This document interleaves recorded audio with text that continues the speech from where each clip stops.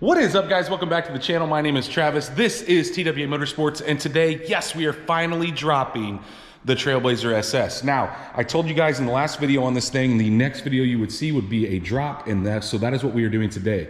In the last video, we put all new housings, headlight, taillight housings, all new LEDs. I also got the windows tinted, including the entire front windshield, 35%, and this thing just looks menacing. I also wrapped that bow tie while we had the grill apart, but looks really, really good, but it does need a drop. These things have a ton of fender gap, and one of the really, really odd things about Trailblazers in the way that the drop kits are listed is they are listed from the fender to the ground clearance. So like when you do an MBS or an OBS or even a new, any of the newer trucks, in fact, every drop that I've ever had has been listed based on the amount of drop it gives you. So you'd buy a 2.4 drop or a 5.6 or a 4.6 or a 4.7. It is so odd to me that Trailblazers list theirs based off fender clearances. So you can get a 30.5 or a 31.5 or a 32.5 or a 32. That is just so odd to me that they list them like that, and it's based on the stock size tire. So I don't know why they wouldn't just call it a 3-inch drop or a 2-inch drop. But anyway, we're going to be doing that today. And so I have been waiting on a couple parts, and the parts that I'm going to show you guys, I am going to be using some of them, but the other ones I'm not. So all this kit is from Beltec, and it's really kind of weird because the back of these things have airbags, and most people replace them with the coil. Now, this is not the coil. I'm actually not going to be using the coils on this. We are going to adjust the bags to get the drop I want in the back, and we'll kind of explain more of that here in just a minute. But the front, instead of using the coilover, which was on back order, I'm going to be using the Beltec strut, and it has those rings very similar to what I've used on the Tahoe Suburban in the past. So that is what we're going to be lowering the front with. And the back, I've got the shocks for the bag adjustment. I originally, if you guys have been around this platform for a while, NorCal, so Tony out at NorCal, he has a special spring to get this to a 30.5 in the back, but he was out of stock, and so I couldn't get that. So this is what I got for now. Like I said, I'm not going to be reusing these springs. These are actually Trailblazer SS springs that I have used the same exact part number that I use in my Suburban, because they do ride better in a Suburban and a Tahoe. So, but like I said, we're not going to be using those. We're going to do a bag adjustment in the back, struts in the front, but because the angle of the upper ball joint is really odd when you do a drop like this, there's a couple options that you have. DJM makes a strut or a upper A-arm. They also make a drop A-arm. You guys know I'm not a huge fan of those. And what I've went with is Tony at NorCal makes his own upper control arm. And I'll list a link to his site in the description down below. But what I like about Tony's over the DJM ones are that he uses a Delran bushing. DJM uses a poly bushing, and poly squeaks, and I don't care what you do, how much you grease it, it squeaks, and the Delran just doesn't seem to have that problem. So we will be installing those as well. So it's really, for the most part, the front is the most cumbersome part of this. But what I'm going to do is we're going to go around, get some measurements, and kind of see where we're at right now as it sets, and then obviously how much drop we get at the end, which I think will be pretty substantial. So we'll walk around. I'm going to write down it's on nice level ground now. I'm going to write down all the dimensions, so front, rear, and left and right, obviously. So let's get that written down, and then we'll tear into this thing. So as it sets right now, driver's side front, 33 inches. Passenger side front, 32 3/8. So it's a little off side to side. Driver's side rear, 34 inches. Passenger side rear, 33 3/8. So it does set a little lower on this side. And I don't know, I think this is pretty common on these. I have not lowered one of these. This will be my first time lowering a Trailblazer. You guys know I've lowered several Chevy trucks and Suburbans, Tahoes, whatnot, but this will be my first venture on one of these. So we're going to tear into this thing. I'm going to get the jack under it. We're going to get it off the ground, get it supported by some jack stands, and we'll get the wheels off, and we'll start from there. So just to show you guys, I lifted right here with the jack on the very front cross member, and then I've got jack stands under each side of the frame rail. So right now we're just going to be messing with the front. we'll go to the back after we get the front kind of lined out. So I need to go ahead and get the wheels off at this point. I've just barely got them off the ground. 19 millimeter is what you need here to get these off.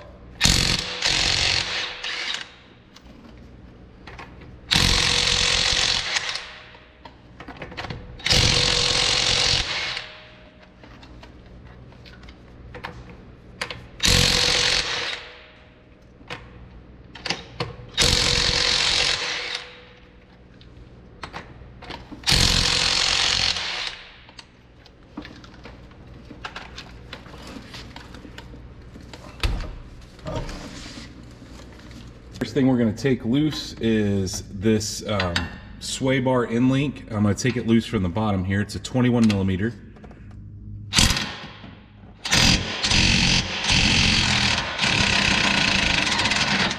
Okay, so a lot of times, just like you saw, it's going to want to spin. So what we're going to do is we're going to grab, I don't remember what size, 7 millimeter and a 21 wrench. So I've got a 21 millimeter wrench here, and I'm just going to put this on, and then we're going to put that 7 millimeter in the center, and we're going to put this actually on tighten, maybe go in there, and we're going to let it do the hard work.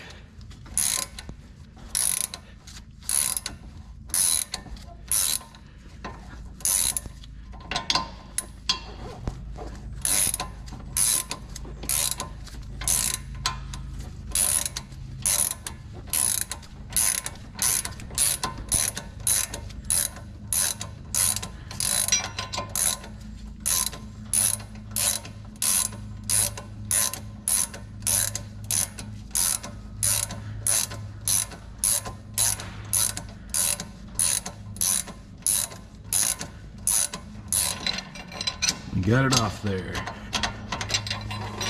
A lot of times these like to stick. So we're gonna pull that out. You may need a mallet. Oh, actually it came out. And there is a washer on that, guys, so if that falls off, which it shouldn't, but if it does, make sure that you put it back on there. We're just gonna put this back on for now. So the next thing I'm going to do is we're gonna come over here to the electronics. So this goes to the wheel speed sensor. So I'm gonna pop all of these loose. That one was already kind of loose. And we're gonna unplug this guy here. So there's a little lock here. We gotta slide back. And actually I slid it all the way out. You don't have to do that. And then we can unplug it. May have the camera in the way here. Yeah, I'm gonna have to move the camera, but we pinch right here on the back and then unplug it. Now I'm just using a flathead screwdriver to get all these little pieces here unclipped. And I just want to give myself a little extra room. So there's another spot here on the other side. Get it unclipped here, and then I'm gonna take these two 10 millimeters out. That actually holds the brake line up against the back of the spindle here. So I'm gonna take those 10 millimeters out, and then there's one other clip on the other side here that we're gonna pull out. Almost got it actually. So once you have the 10 millimeters loose for the brake line, we're gonna go ahead and take this upper bolt out. So it is 17 on one side and 15 on the other. And I'm gonna pull this bolt completely out. So just grab 17, 15, preferably a 17-inch socket, and then a 15 wrench. Now that we've got that bolt out of place, I'm gonna take this and knock the upper ball or A-arm loose.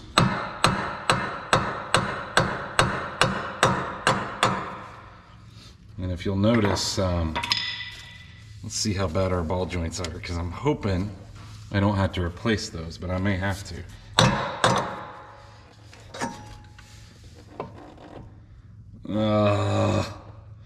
Yeah, I think we're gonna probably replace those guys. That sucks. And the bottoms don't feel real, well, they're okay. So you can see I've still got a little bit of slack here on my brake line, but the next thing we're gonna take loose is there's an 18 millimeter that holds the bottom of the strut. I'll get a little closer here so you guys can see it. So this 18 right here that holds the bottom of the strut, we need to get that loose. So let's grab, it's an 18 on the back and an 18 on the front. I'm gonna take that out with my impact. And then I'm hoping that with everything loose, you can see I sprayed some WD-40 on this, we can get this out of place. I'm not loosening the top yet because I'm gonna use the top to hold the spring in place while I hit around on this and hopefully loosen this up. A lot of times these guys like to lock up and rust in place. There'll be a little bit of this sticks out of the bottom, so a ridge of rust kind of keeps it from wanting to come out if you loosen the top first. So just from past experience, try to do it this way. So like I said, I'm going to use the pressure or the weight of the A-arm, the bottom A-arm and the spindle up against this. So what I'm going to do is I'm going to get a pry bar and I'm going to try to pry this apart just a little bit. And once I do that, I'm also going to tap this with this hammer here. And sometimes it just takes some work back and forth. It may take you 20 minutes, it may take you half an hour, because like I said, these things, and I can see a ridge of rust on it. So I think it's going to give me some issues, but just take your time and just know that this is going to fall. Your spindle here is going to want to fall. And so I do have a jack stand, you guys can't see in the picture, under the end. I'm going to let it fall a little bit, but not all the way down, and put a ton of pressure on this brake line. So this guy's giving me the same fight, just like I was talking about. Just a ridge of rust develops under there. So I'm going to go ahead and take the two 18s loose up top. There's only two that hold the strut to the actual spring perch up there, and so I'm going to take those out from under the hood. It's a little close on the on the passenger side, but on this side, I mean, you can get to both, but just so you know, that's how I'm going to do it. You could probably get to this with a ratcheting wrench similar to what I've done on my Suburban and stuff, but we're going to go ahead and knock those loose and see if maybe getting this down a little bit and spinning it back and forth, I may have to hook it back up and knock around on this some more. It's just like I said, this is one of those things that if it has any miles on it, it seems to be a known thing that these things rust in place. So I've got it loose, but this A-arm's actually been replaced before, and I'm having issues getting it far enough down to get the strut out. So since we're replacing the A-arms, and I suggest that if you're lowering one of these, we're gonna go ahead and take the A-arm bolts loose, just a 21 millimeter. And guys, there is really no good way to get on that with a ratchet. You're gonna have to use an open end wrench to get that loose. Once it gets out to where you can't get to it with the open end, it's generally loose enough that you can thread it out. So we're gonna get this out of the way, and then we'll worry about the strut. So I've got that A-arm out at the top now, but look at how much, so this will move, right? Back and forth, but it doesn't want to come out of that bottom channel. And so you're just gonna have to keep working it. And so a lot of times, like what I do, once I get it to spin like this, I will go ahead and push it back up into place, put the two 18s back on, and then continue to hammer on the bottom to get it loose. So like I said, guys, just take your time here. Don't get too crazy. Try not to hit on anything that's thin. I'm hitting on this big arm that's holding it on the bottom, as well as the lower A-arm. So sometimes it just takes some work, and move it around, spray some WD-40 in there, and just keep working back and forth, and you'll eventually get it. Now I've used my pry bar to help pry that apart, but it just develops that ridge of rust on that bottom, and it just doesn't want to come out. Now we finally got it loose. We can go ahead and take our 18s loose up at the top, and the strut will be out. Guys, I pried in that opening between that piece, would tap on it with the sledge, pry, tap, spray a little WD-40, just keep repeating those processes and you will get it out. So take those two 18s up top loose again, and we'll drag this thing out of the way. now that we've got the A-arm out and we've got the strut out, and I've discovered that we're gonna go ahead and replace the ball joints. This one actually feels halfway decent, but look guys, if you're gonna do this, do it all. So we're gonna do the top ball joints and the bottom. So in order to do that, I'm gonna go ahead and take the brake loose, and I'm gonna let this just hang like this, but this is an 18 millimeter. I'm gonna take the entire bracket off, so I'm not gonna mess with this. I'm gonna be doing a brake upgrade down the road, but I'm gonna take this loose and then I'm gonna hang it on the frame just so we're not putting a ton of pressure on this line, get it out of the way. Then we can get the rotor out and then work on getting the spindle off. As you can see, I've got it out of the way. I've got it hanging over here on the frame. The next thing we're gonna have to do, now this is a 2-wheel drive model, so we're not gonna have to take this apart like you would have to if you had a 4-wheel drive or an all-wheel drive model. I specifically wanted a rear-wheel drive because there's just less to deal with. But anyway, we need to take loose the tie rod in. Now the tie rod actually has been replaced, which is good.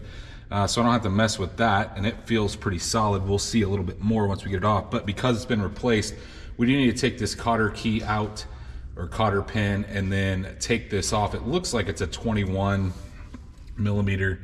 I don't know, maybe it's an 18. Anyway, we'll get that out, and I'll tell you guys what size that is, and then we'll move to the bottom stud here, the ball joint stud, and see if we can get it loose. So it is indeed a 21 millimeter to get the tie rod loose. Once we get that off, I'm gonna go ahead and tap this. And it should come loose.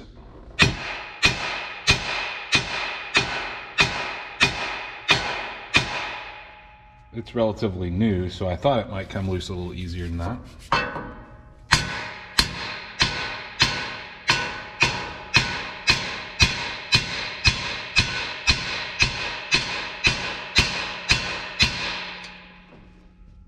Well, it's gonna make a liar out of me here, guys.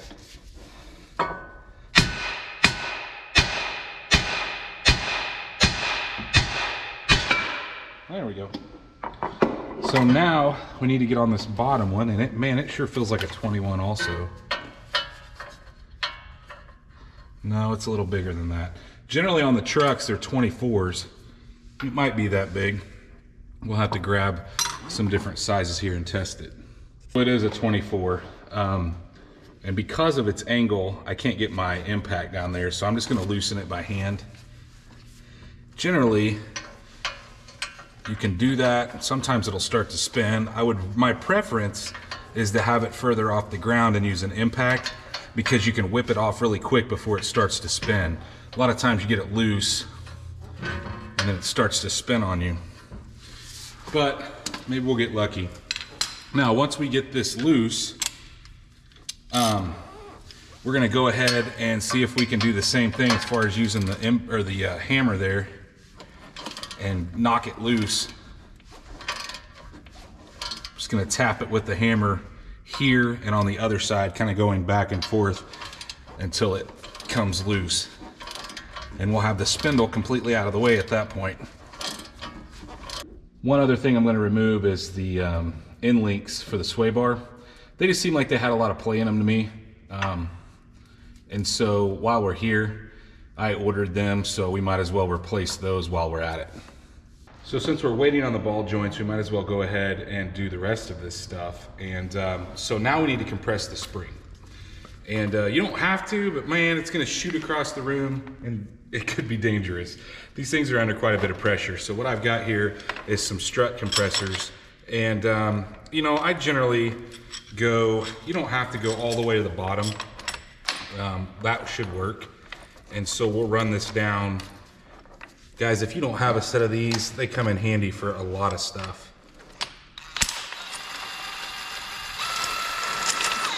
They fit about 90% of the cars out there with struts, McPherson struts. And this has been worth gold. I used to run to town and rent these back in the day, and I just got sick of doing that. It seemed like I was lowering stuff all the time, so I just bought a set.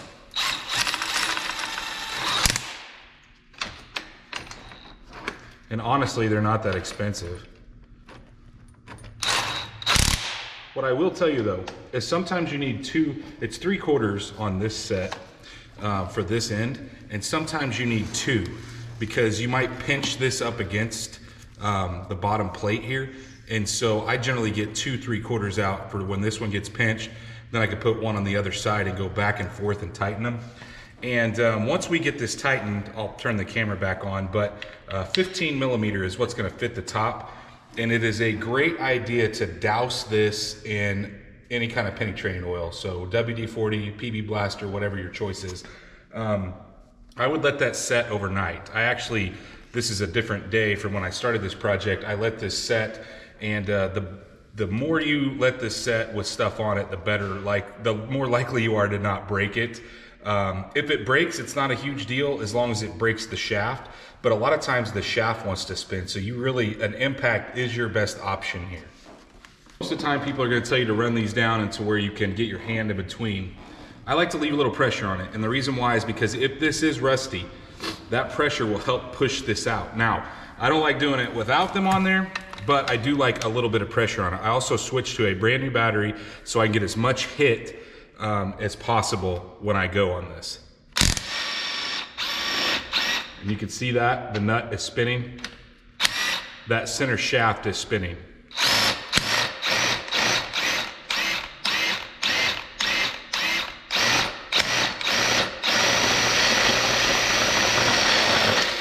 Sometimes you can get lucky and it'll break, but if it doesn't, we may have to cut this apart.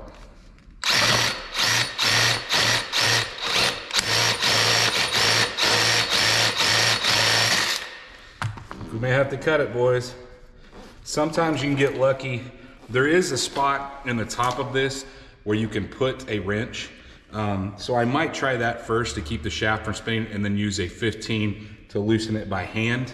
Not my preferred method, but maybe if we get it started past these ridges of rust, we can zap it with the impact again and get it off there. So you can see that I've got, let's see, what size is this? 5 millimeter in the center and a 15 millimeter, and it's actually coming loose. Kind of surprising. WD-40 is amazing, guys.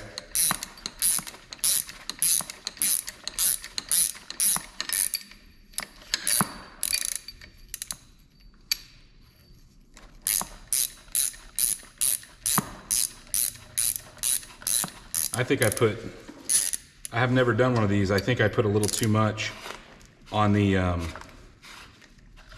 clamps, because there's not a whole lot of pressure. As you can see, it's not shooting out right now. Generally, I like for it to pop out a little bit. So we can yank this guy out of here, go grab our new stuff.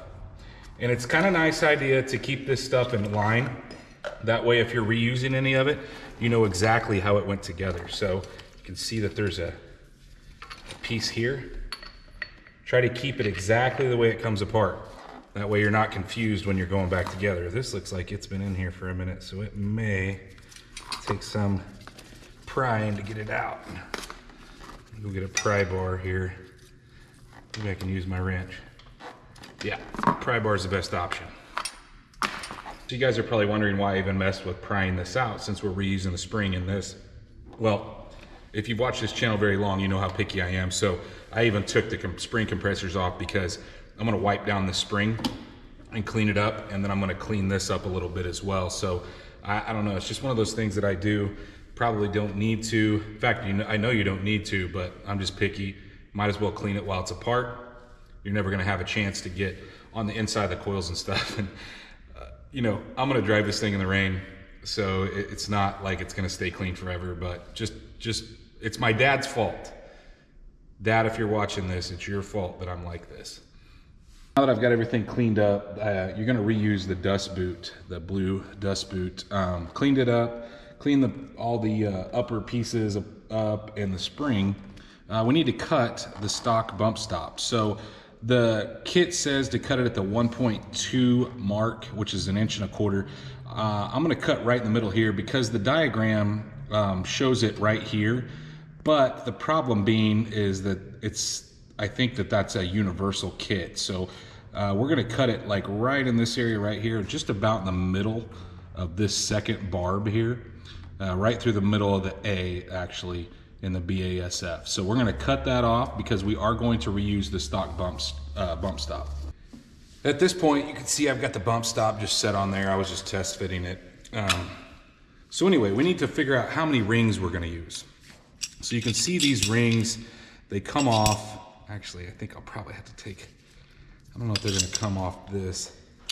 I have to take this upper piece off. But anyway, so depending on what kind of lift, drop you're looking for. So obviously, I'm looking for as low as possible, so I'm not gonna use any of these rings. Now, some of the guys say that this thing does set lower. You guys notice from my measurements, it sets lower on one side. But a lot of people say that that's bag adjustment, and you can fight with this all day and the bags are still gonna put it where it needs to be as far as the front goes. So with that being said, you can do what you like. Some people use one of these smaller ones or even one bigger one on the passenger side to level it back out. You guys noticed it was lower on the passenger side. I am going to risk it, and I'm gonna take them all off on both sides. So once we do that, then we're just gonna sandwich this all back together. This guy goes on, and then you need to use the little rubber isolator that's set on top of this, and we'll sandwich it back together. I'll kind of show you guys that as I'm going. But first, I think I'm gonna have to take this loose in order to get these rings off. So let's take a look at what we've got. We've got the plate, okay, that Beltec sends. I put the stock rubber isolator that was on the bottom here of the shock. So right here on the bottom, put it on. Then we got the bump stop. Then we have the dust boot, the original dust boot. And then we have one of the washers, okay? Doesn't really matter. Actually, it does matter, the different sizes. Okay. The bigger dust boot, or the bigger washer here, should go on the top, I believe. Look, this is why you take them apart separately. Actually, no, the bigger one goes, the bigger washer goes facing down on the top. And then this guy goes on top of the spring, like we took it off, this washer on, and then we're gonna thread the spring on, compress it again. And sometimes, guys, if you're lucky, actually that's backwards. Sometimes if you're lucky enough, you have enough, you lower it enough where you really don't even need to compress the spring much at all. I don't even know what I'm doing, guys. I'm losing my mind here. The big end goes up top. So what I'm saying is you might get it on here. That's not gonna stay. And we wanna line this up with the bottom of the spring. And sometimes what I was saying is you get it, it's so low that you don't even have to compress the spring. And I think we're gonna be real close to that area right now, because you can see, look, I've got enough room to start this process. So what I'm gonna do is I'm gonna zap this with my impact, and we may not even have to compress this strut. The two things though you wanna make sure of it, that you're lined up here and then you're lined up down at the bottom. As loose as it is, I chose to just go up. The center of the Beltec is actually a little bigger. It's a 6mm in the center and a 16mm for the nut. Now I guess, I don't know if the stock nut would fit it or not. You could do that, but this gives me the ability to run it down, hopefully to the end of the threads. I think I might be able to get down that far. Once I get down to a point where it's starting to get snug, I might go ahead and use the impact at that point. But you're just making sure, I like this because I can make sure my spring isn't moving because it is so loose. Making sure that the spring's still tucked up against the bottom and the top and in the areas that it's countersunk essentially to fit. So you can see that it's, I think we're at the bottom. Holy cow, there is not much on that. Crazy. So we're set. We're ready to go back in the truck with this thing. So I'm pretty excited because I got a couple new tools here. So guys, of all this time I've worked on cars, I've never been one to press ball joints out. You guys have seen me replace A-arms all the time, but on this one, look at I mean, we need to replace that. So obviously I've been waiting for ball joints, but I also ordered these two things here that I never had before. So I ordered a ball joint press, and then I ordered adapters from, I think they're Astro is the brand, and I'll list this stuff in the description down below. So what I'm doing, just to give you guys an idea, you can see these little ridges right here. I'm using just a punch, and I'm tapping those in so we're not having to drag past that, because I'm using a battery operated impact. It's actually stronger. My DeWalt impact is stronger than my air impact. So I'm tapping these in so we don't have to drag past those, and then I'm setting up this clamp and pressing these ball joints out of the bottom. So I'll show you guys here in a second once I tap this last one in. I just wanted to show you guys exactly what I'm talking about. I didn't do this closest one to me, but there's three of them. There's one here, here, and here. Once I tap that in and get this all set up, I'll show you guys what I'm talking about. I probably won't run the video during that process because it's so incredibly loud, but I will at least show you guys it all set up. Just get started, I'm using this guy on the top. Once it gets flush, then I'll take it out and just use the center, but I'm using the cutout piece because there's two ridges here to hold on to. And so once we get this on here, the ball joint on this thing has a huge lip on it. So I want to get it to where we're pressing against the ball joint and not, or pressing against the A-arm and not the ball joint. So get it all lined up, and then I'm hitting it with my impact until it won't move anymore. And then I'm tapping the top of it with this sledge. So it's kind of a process. I probably need to invest in a stronger impact, but for now, I think this will work. So we're gonna tighten this up, like I said, until it doesn't move anymore, and then I'm just tapping the top of this with the hammer, tightening it up again, and I keep that process going, like I said, until this gets flush. We'll take this adapter off and just use the center of this. So I've got it to the point where this is flush, and the ball joint may even fallen out. No, it's not out yet. So I'm going to take this out. You can see that I've moved it, and I'm just going to use the center of this at this point because I don't have, this kit that I bought is really meant for a big truck, which you need on the bottom, but it doesn't come with any of the attachments you need on the top. So I'm going to have to get some attachments for that as well. But we're going to go ahead and tighten this up and press it the rest of the way out. I wanted to show you guys one more time what I'm talking about. So I can't get it any tighter with my impact. So I'm taking the hammer and and then it gets loose again. And then I tighten it back up with the impact until my impact quits spinning. And then I tap it again, and eventually we're gonna get it. At this point, we've got it out. And it's got a little play up and down too. So it's really loose here.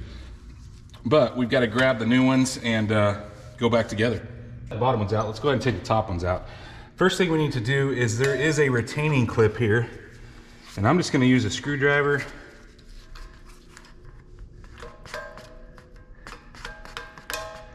and my hammer here. See if we can get it pried up.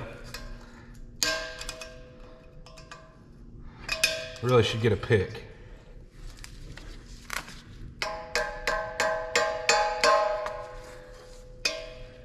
Now we're going to set up, once we get the clip off, we're going to set this up, and I'm just going to use actually this guy right here just to try to keep this somewhat centered, and then this one on the back. This one should be cake compared to the other ones.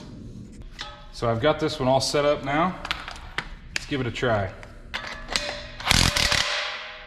That's what I was afraid of. Moved around on me a little bit.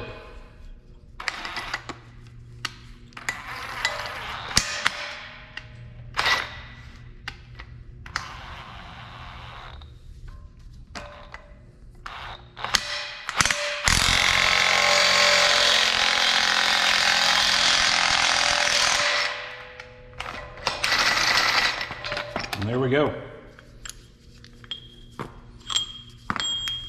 Top one is out. This one's not terrible, but it's out now. Got the new ball joint here, the new upper. Still waiting on the lowers. And what we've got here is, it comes with a new bolt to bolt that upper A-arm together. It comes with a snap ring that we'll use to put it in, and then it comes with a grease zerk. I always want to say zert, I don't know why. Anyway, the downside is this thing's a little too big to press it in the way I want to, so I can't put the threaded end on this side like I'd like. So what I'm doing is, first off, I'm taking just a little bit of like 600 grit sandpaper, and I'm just cleaning up any burrs or rust that might be on this. Nothing crazy, don't use anything real abrasive. And once I do that, we're gonna line it up with this tool. This tool can actually pull it into place, but I like to do it. I would rather have the adjustment on the other side, but we'll get it lined up here. Matter of fact, I guess we'll leave it on. I'd really like to take the boot off, but it'll go in with it on. So I'd like to use the hammer and get it started just a little bit so we're going square. And I really don't want to hit on the ball joint.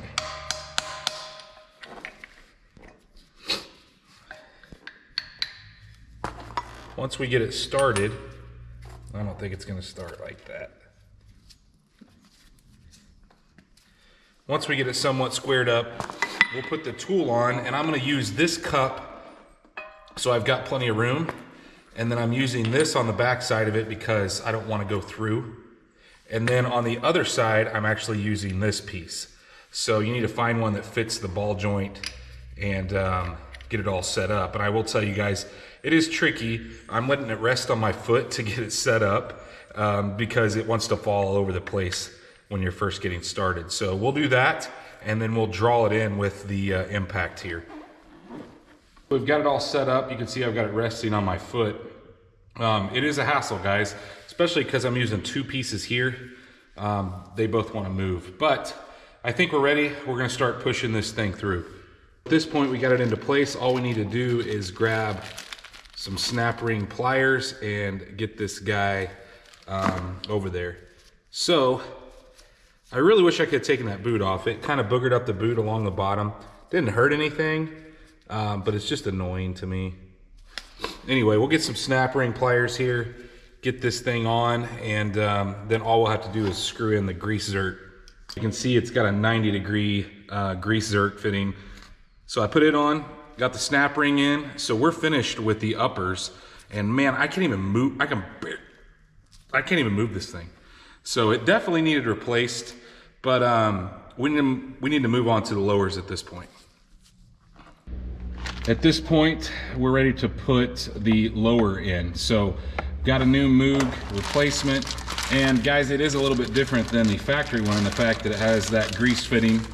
And then of course we're going to be pressing this thing up from the bottom, and we're going to be using that same tool. The cool thing is I'm just going to set that there. That is not the way it goes. I can get into it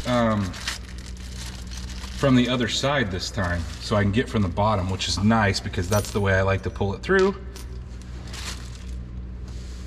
And then we'll get the clip in it. But first I'm going to try to straighten this thing out because we're going to need it straight so it fits inside our little cup. So you can see that this cup is just a little too short. So what I'm going to do is I'm going to use another cup on top of that, and we still have a hole in the bottom for it to come through. So I'm going to line it up. I took that emery cloth or a piece of sandpaper and cleaned that up really well. I also took a little bit of time and cleaned up, you know, kind of the inner fender here. Didn't spend a ton on it, but just a little bit of time. I'd probably need to shoot it with some spray paint, but I don't want paint all over everything in here. So we're also going to put this cup on the top, and then we'll get our ball joint press into place. All set up, ready to go. Let's press this thing into place. A couple things you're going to want to check from time to time is make sure it's going in square, and make sure that your ball joint isn't hanging up on the bottom, because sometimes this thing wants to move a little bit and you don't want to be compressing that lower stud. I think we got gobs of room and it looks like it's going in square, but this is a time-consuming process. You're going to have to keep hitting it, letting off, hitting it, letting off, and eventually you'll pull it through. It took a little bit of time. I say that, it didn't take more than 5 minutes. But we need to put our little snap ring here.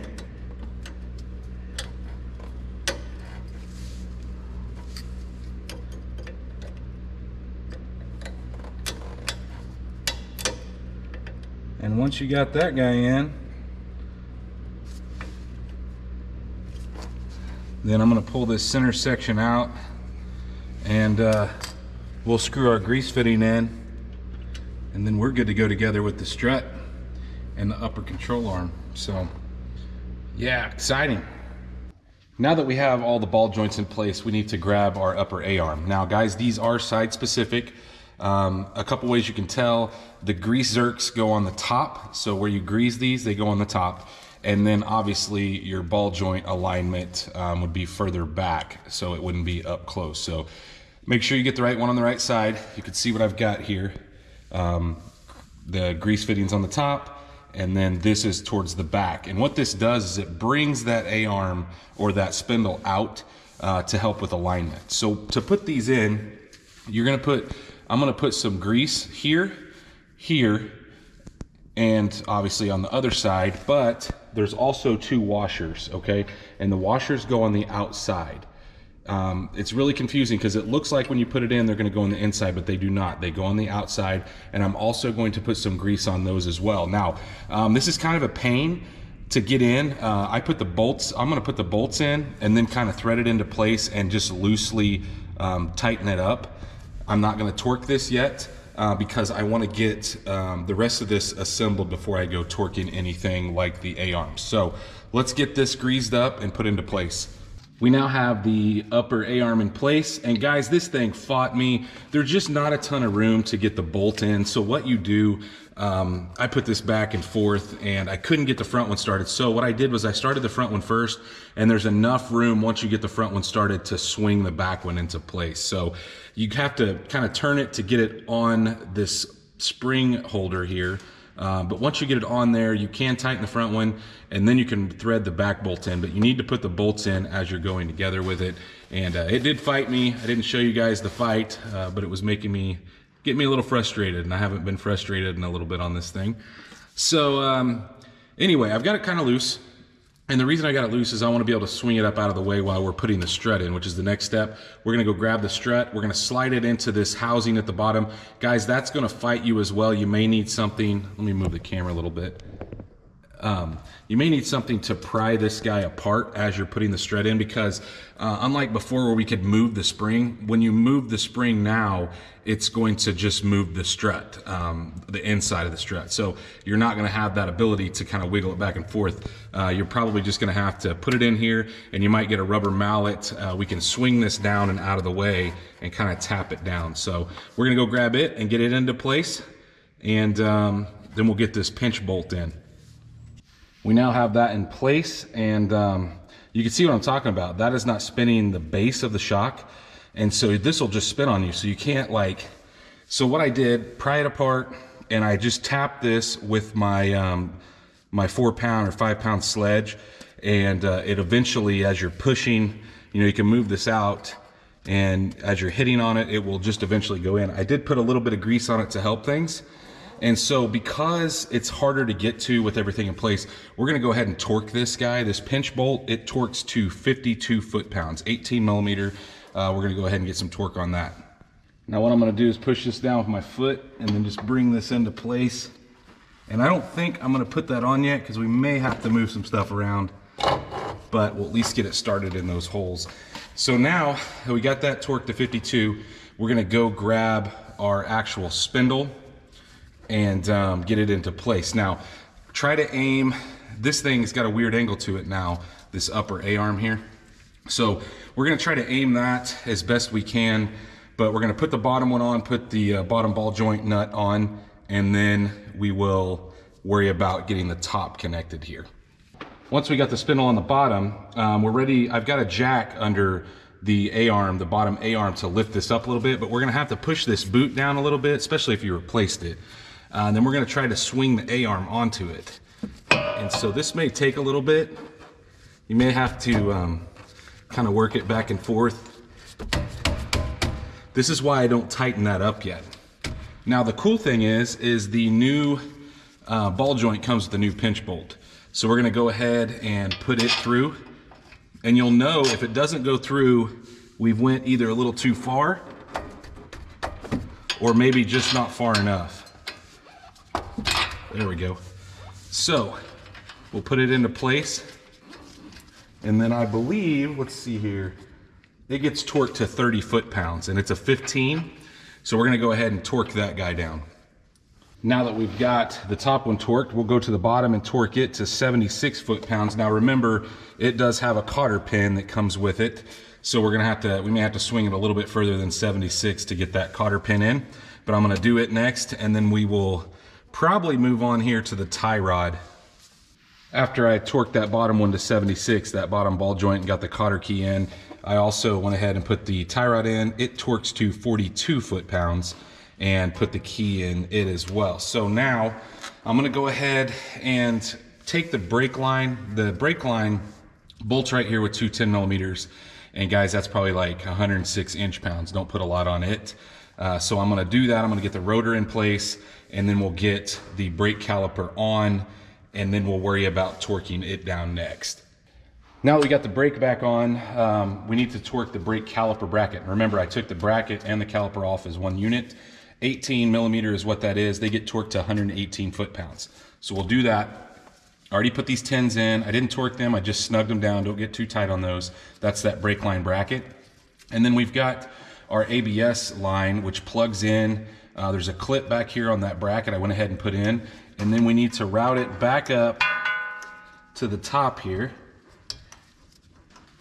And the difference being is now we don't have that clip where it fit into the original A-arm, because this A-arm doesn't have that provision. So what we're gonna do is we're gonna put this clip in the frame like it came out, plug it in, and then we're just gonna have to take this clip off and zip tie it to the upper A-arm. Now, just make sure you have plenty of room. This is compressed majority of the way up. So we'll plug that in. And then the last thing we need to do really is I need to put the sway bar end links in. I got new sway bar end links, and we need to tighten up the top of the strut. Now I did go ahead and spin the 18s on there and just get them just threaded on a little bit. But how I'm going to tighten those, instead of putting the wheels on and letting this thing on the ground, I'm gonna lift it up until it takes it off the jack stand, and then we'll go up top, torque those down, and we'll talk about the torque specs on those in just a minute. But let me get this tied up, and then we'll move on to those sway bars, the sway bar end links. Now we are moving on to the end link here. You can see it.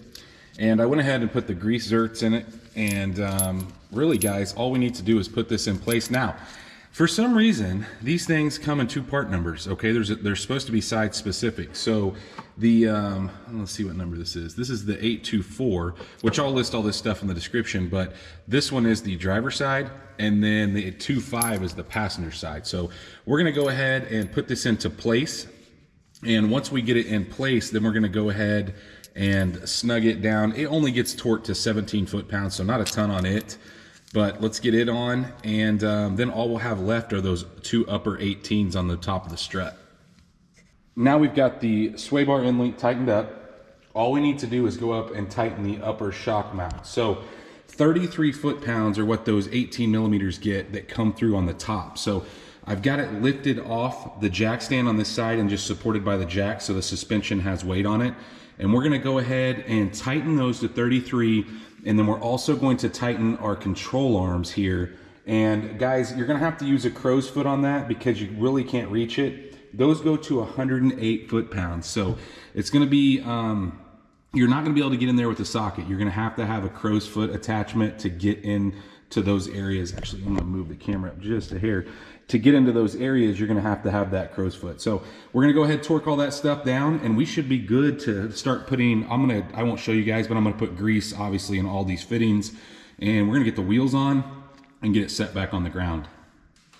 We got the front on the ground with the wheels on, and wow, did it come down quite a bit. And I haven't even moved this thing back and forth, so the tires are kind of swept under. I think it's gonna go a little lower than that, but I'm not gonna measure that yet, because we're gonna move on to the back and do that bag adjustment. Remember I said we are not going to be putting a spring in the back. We are just going to adjust the bag, but I am gonna lift it up, and we are gonna change the shocks out because those stock shocks will bottom out. And then the other thing we need to do while we're down there is we need to pull the bump stops out before we actually start adjusting the airbag. So let's get it off the ground, get the wheels off, and then I'll show you exactly what we need to do next. So once we got the wheel off, I've got it supported by jack stands on the frame because I needed the suspension to let loose. And so we're gonna take the 18mm out of the top of the shock, and then there's an 18 nut and bolt on the bottom of the shock. And then we're gonna go ahead and pull this bump stop completely out for now until we get this adjusted. And then we're gonna trim the bump stop down and put it back in. But we have to do our adjustment first. But before we do any of that, like I said, we need to get that bump stop out of the place. And then I'm gonna go grab the new strut or shock and get this old one out and the new one in. I've got the 18 started up top here. This is the new Beltec shock. And really, all you have to do here is just put the 18 in the top. I'm not gonna torque it down yet. And then I did have to lift the rear end a little bit, obviously because this shock's quite a bit shorter. And then we'll put the 18 in the bottom. We're gonna wait to torque those until we've got weight on this thing, because you don't wanna bund, if you don't, you'll bind up the bushings. So make sure you wait, don't torque them down until there's weight on them. Now before I actually put the wheel back on, we need to go ahead and take this front 10mm out. And then we're going to just loosen this one a little bit. And then I'm gonna go ahead and press the suspension up and tighten up the shock. I'll get you guys a torque spec here in just a second, but yeah, go ahead and take this one out, completely out. And then we're going to loosen this one right behind it. I now have lifted the rear end up, and I actually put the jack stands under the rear end, let the pressure down so there's weight on the shocks, and they get torqued to 63 foot-pounds. That's the top and the bottom. So the top is just the bolt that goes through, and then the bottom down here is just a nut and a bolt. So 63 foot-pounds. Now we are ready to, what sucks is you're gonna put the wheel on, and we're gonna have to turn the truck to accessory mode while we adjust this. And then once we're all finished up, where we get the adjustment where we want it, we'll go ahead and tighten this 10mm back right here. And then we're gonna have to lift it back up, and we're gonna have to put our bump stop back in after we shave some off of it. So I'm gonna go ahead and put the wheels on. We're gonna go grab the keys, and we'll get to adjusting. Now that we got the wheels back on the ground, the jack out from under it, we're gonna go ahead and put this thing in the accessory position. And we're gonna start adjusting. So what we're going to do is that little piece that we unbolted towards the front, we're gonna move it. So hopefully you guys can see it in there. See that guy? We're gonna move that thing. Actually, we're gonna be pushing the front of it down, and that's how we're going to be adjusting it. And then we're gonna kind of step back and watch and see how much it moves. Hopefully, I can't get a real good angle on it. There we go. There you can see it. So basically, we're gonna bring the back, well, no, the very front that we took the bolt out of, we're gonna be moving it down, and that's how the adjustment is made. So we came down a little bit. You can definitely tell a difference, but it's still not far enough. So we're gonna keep adjusting it. And guys, this is one of those things that you're gonna have to move it, let it set, and let the bags deflate, and then just keep adjusting. So hopefully we don't bottom out the shocks to get where I want to be. I would really like to kind of match up at the front and be in that 31 to 30.5 inch as the Trailblazer people measure it. So we'll just keep adjusting, and I'm just still moving that piece back and forth and waiting. It's crazy that this method works. And like I said, guys, it's really not my preferred method, because they say it does ride a little worse than if you were to use a spring, but the springs weren't available. So let's see where we're at here. I've adjusted it a couple times, and I loosened the other side a little too loose, and so it was really easy to move. We're at 30 3/4 now on this one, which is about where I want it. I actually want the back. I like a little bit of rake. A 1/4 inch, because when things are completely level, okay, it's always gonna look like the back is lower, and I hate that Cali lean. So I'm good there. Let's go to the other side here and see what we're at on it. And I think it's a little lower. It's probably in the 29s, because it looks pretty hammered over here. I don't know, it's really, really close. I'm gonna call that good. That's within 1/8 of an inch. And I don't think you're gonna sit here and adjust that enough to make that matter. So what we need to do is we're gonna go in now while this is still, the key's still in the accessory position. I'm gonna tighten those 10 millimeters down. Now, you cannot put the front ones back in. So these front ones that we took out, obviously you can't put those in now. So let's go ahead, tighten that down, and we should be finished up, guys. Let's take it out and take a look at it out of the garage where we can get all the way around it. Actually, guys, before I even take it outside, I was so excited about it coming down the back that I completely forgot about our bump stops. So because I got the parts that came with the back springs, it came with bump stops. So I'm actually going to use those. But if you didn't buy this, which I don't suggest, if you want to go as low as I am, you probably shouldn't buy this kit because there's parts that you're not going to use. But you cut this guy right here. I'm going to set it down so I can show you guys. You're going to cut right here on this top. So you're going to cut this top one off and then all the way down to the beginning of this next one right here.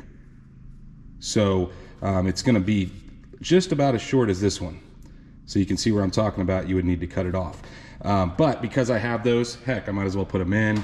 So I do need to lift this thing up one more time, and I only put 4 lug nuts on it anyway because I knew I was gonna have to take the wheel back off. We'll lift it back up, and all these do is push in. To pull them out, you just pull like a 45-degree angle, and you can just pull from the bottom, they pull right out. So we just gotta push the new ones in, and we should be good to go ahead. I'm gonna torque all the wheels to probably 110 foot-pounds. I won't show you guys that. Now the next thing you're going to see will be me getting it out, and we'll walk around it. My gosh, this thing looks absolutely amazing. So yeah, I absolutely love it. Now guys, I have not got this thing aligned yet, but I can tell you that we are setting in the front, we're setting it at 30.5, just a hair under 30.5. In the back, we're setting it 30.5 on the nose. So it's about 1/8 to 1/4 of an inch, give or take, on the front lower. So I just think it looks so amazing. It looks so much better than it did before. These things just had so much wheel gap from the factory that it's just crazy to see how much better it looks dropped. And man, it rides nice down the road. Now, don't get me wrong, guys. It does ride bumpier than it did from the get-go. And people ask me about that a lot on my green truck. They're like, you know, how does it ride? Well, it rides like a lowered vehicle. It doesn't ride like a Cadillac. Look, when you start getting lower profile tires and you start lowering stuff, messing with the suspension, it just isn't going to have the same ride as it did from the factory. But I can deal with it. It's not annoying. It's not like it doesn't have any shocks, but it is a little more bumpy than it was. And I've heard that with the shock, or with the airbag adjustment in the back on these things, that they sometimes ride a little bouncy. I actually didn't think it was that bad. I took it down a pretty bumpy road just right before I pulled it in here, and seemed to ride okay to me. Anyway, guys, tell me what you think in the comments. I don't know that you can argue with the look of this now. It just looks so much better. And we've got still got the Suburban out there, haven't sold it. And obviously got the 2 slammed, we'll get them both in the shot here. We got the 2 slammed SUVs out here in front, both 2-wheel drive. And you guys know that I purposely went with a 2-wheel drive because I did not want to mess with the all-wheel drive version. I'm glad I did, because one of the hardest things I've lowered. So I will tell you guys, I have lowered a lot of stuff, as you've seen on this channel. This one by far takes the cake as far as being the biggest pain, and I only really had to do stuff in the front end. But it's just, the way it's put together is odd, and it just, I don't know, maybe it's just because I'm not used to it, but it just didn't seem to come apart as easy as like those guys do. So like with the spindle and the upper and lower A-arms where the actual ball joint is on the A-arm, to me that seems a little more simple. I wish they would have set this up like that, but I can't complain. You can't complain, because as good as it looks, I would do it again in a heartbeat to make one look like this. Anyway, guys, if you liked this video, if it was informative, please, like always, go down there and smash that thumbs up button. If you are not subscribed, guys, please go down there, hit that subscribe button. Of course, while you're down there, ring that bell icon that notifies you every single time we drop a new video, and stay tuned to see what we work on next.